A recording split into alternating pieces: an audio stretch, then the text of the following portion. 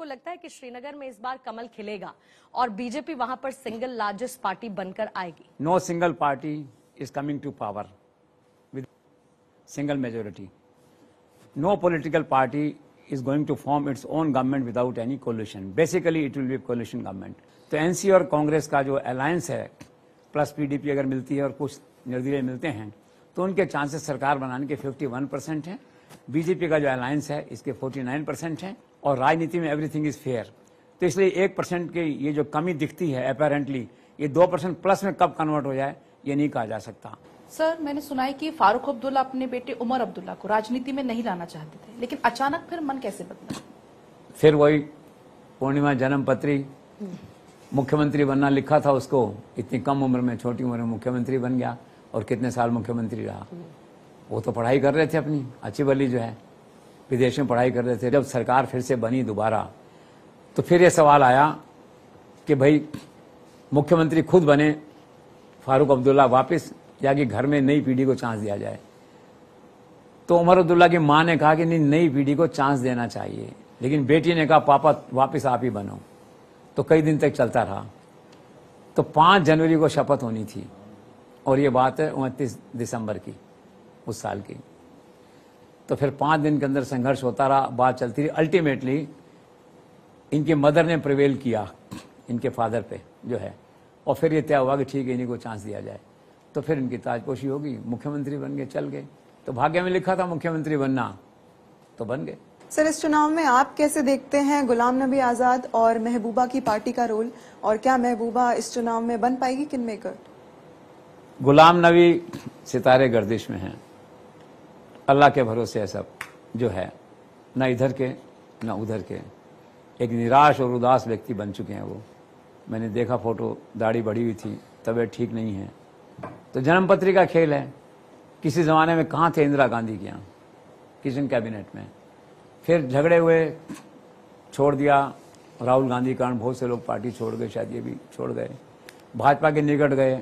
अच्छा उत्साह था, शायद पद्म भूषण या कुछ ऐसा वो मिला भी वहाँ पे जो है. सरकारी मकान भी रह गया. बेसिकली डिसेंट आदमी हैं, कल्चर्ड आदमी हैं, चीफ मिनिस्टर रहे हुए हैं वहाँ पे 2 साल. वहाँ पे जो है महबूबा की बात आप कर रहे हैं जो है, तो महबूबा भी हिम्मत नहीं जुटा पाई चुनाव लड़ने की इस बार जो है. एक तो पिछला चुनाव हार गई अभी इसी के अंदर जो है, तो मनोबल नहीं बन पाया. दूसरा उन्होंने ये कहा कि यहाँ जो राज आएगा अभी अगर हमारा, तो वो राज है ना मनोज सिन्हा का राज होगा, एलजी का राज होगा. हम केजरीवाल की तरह भटकते रहेंगे, कुछ मांगते रहेंगे, करते रहेंगे, कुछ मिलेगा नहीं जो है ये. तो उन्होंने कहा मैं तो चीफ मिनिस्टर रही हूँ, अब मैं चपरासी भी अपॉइंट नहीं कर पाऊंगी उनसे बिना पूछे हुए, और कोई मुकदमे वापस नहीं ले पाऊंगी, एफआईआर नहीं कर पाऊंगी किसी पे, कुछ भी है जो है. तो क्या ऐसे चुनाव लड़ना. इन कुल मिला क्या थोड़ा सा डिमोरलाइज्ड है वो एक तरह से.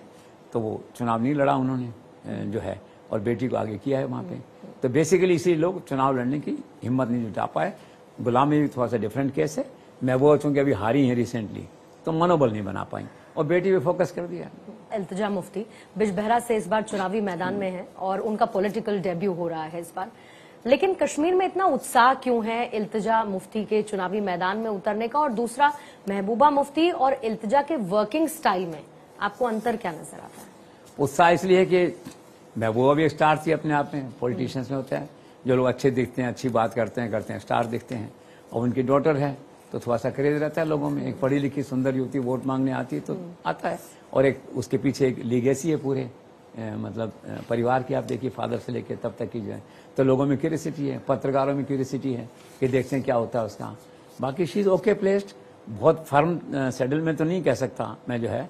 सर, आखिर कौन है रशीद इंजीनियर जिसने सियासी हलचल मचा दी है कश्मीर चुनाव में? देखिए वो इंजीनियर हैं बाय प्रोफेशन, सरकारी नौकरी करते थे. 2008 में उन्होंने इस्तीफा दिया, एमएलए का चुनाव लड़ा, जीत गए, फिर एक चुनाव लड़ा एमएलए, फिर जीत गए, फिर एक चुनाव लड़ा, फिर हार गए.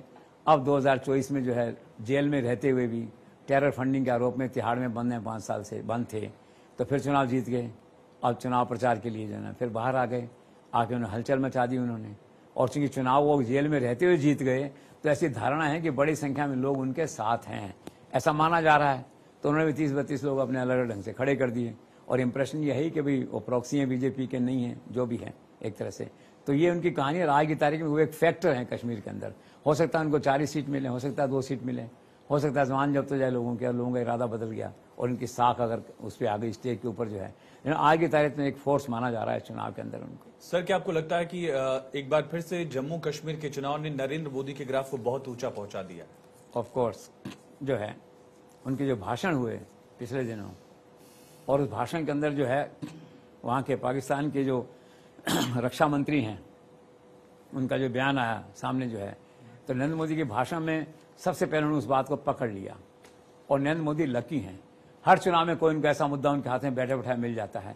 इस बार पाकिस्तान के रक्षा मंत्री का मुद्दा उनके हाथ आ गया और उन्होंने कह दिया कि पाकिस्तान, एनसी और कांग्रेस ये एक ही प्लेटफॉर्म पे हैं, इनका एक ही एजेंडा है और मैं किसी भी हालत में पाकिस्तान के एजेंडे को वाया दीज पीपल भारत में इम्प्लीमेंट नहीं होने दूंगा। ये बात अमित शाह ने कही and this was so convincing उन दोनों के पार्ट पे, दोनों ने जो भाषण दिए कि कंट्री ने इसको हाथों हाथ लिया।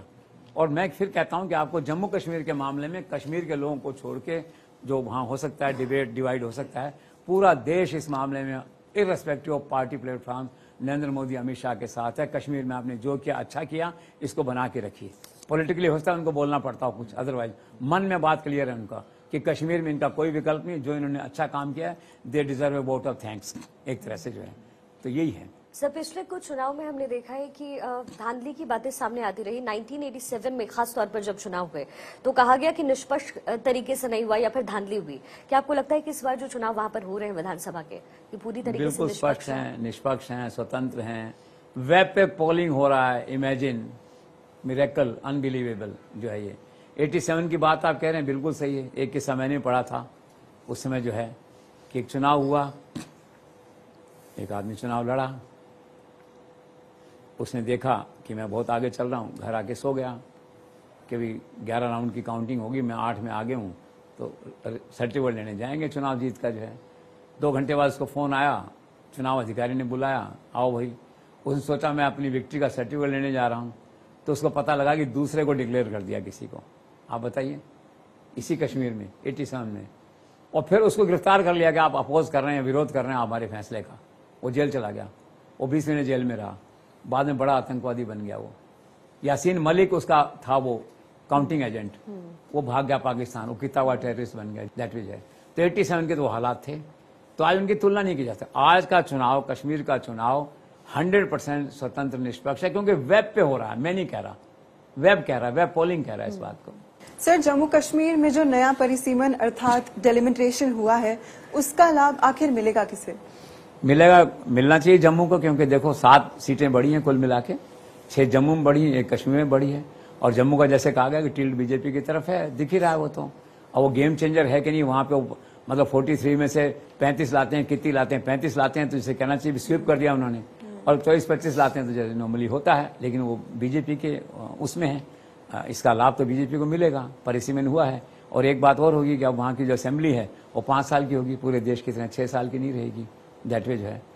तो आई थिंक इट्स ओके, परिसीमन हो गया, उन्होंने मेरिट पे कर दिया उसको। अब incidentally it appears that it is going in favour of BJP. Sir, क्या मायावती की बीएसपी और अखिलेश यादव की सपा का भी कोई रोल है इस चुनाव में? वो भी ऐसे ही घूम रहे हैं। मायावती ने कहा था हम लड़ेंगे करेंगे, वो दिखाई फील्ड में तो कोई दिखाई दिया नहीं श्रीनगर में जो है। और सपा का मैंने सुना कोई 20 लोग उतारे हैं जिनका कोई नाम पता कभी दिखाई नहीं दिया। वो कहने के लिए कहीं आए होंगे, कहीं कोई 10-20 वोट काट रहे होंगे, किसी के 50 वोट काट रहे होंगे। मतलब कोई रेलेवेंस नहीं है इनकी, न तो बसपा की रेलेवेंस है, न सपा की रेलेवेंस है, न आरएलडी की रेलेवेंस है।